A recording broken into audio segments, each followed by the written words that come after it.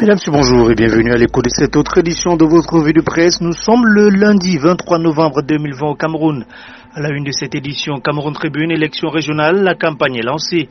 Si de nombreux acteurs sont déjà sur le terrain depuis samedi dernier, d'autres continuent de peaufiner les stratégies qui vont leur permettre d'aller à la conquête des électeurs pour le scrutin du 6 décembre prochain. En économie, à la une d'intégration, CEAC, CEMAG, les frontières seront retracées.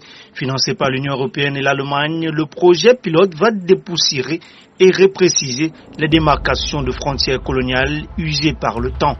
À la lumière des récentes tensions entre le Cameroun et la Guinée équatoriale, et dans la perspective de la ZLECAf, les pays de la région doivent transformer les zones frontières en carrefour de brassage des peuples. En santé, toujours à la une de Cameroun Tribune, lutte contre le Covid-19, les dangers du relâchement.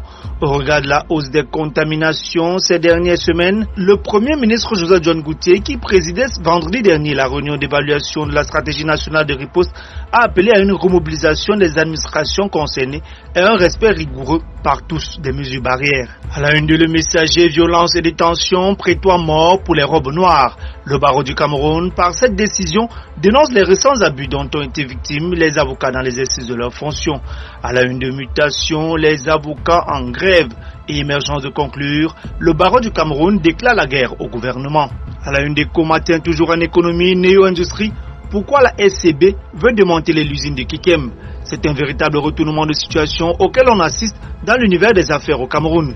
19 mois seulement après son inauguration, l'usine de transformation des fèves de cacao de l'entreprise Néo-Industrie SA, située dans l'arrondissement de Kekem, est en voie d'être démantelée par la société commerciale de banque pourvoyeur de 13 milliards de francs CFA sur les 54 milliards d'investissements de cette agro-industrie. Écho Matin revient sur les raisons de cette décision qui menace près de 800 emplois. Toujours à la une d'Écho Matin, perspective économique, un écart de 12 500 milliards entre la SND 30 et la vision 2035.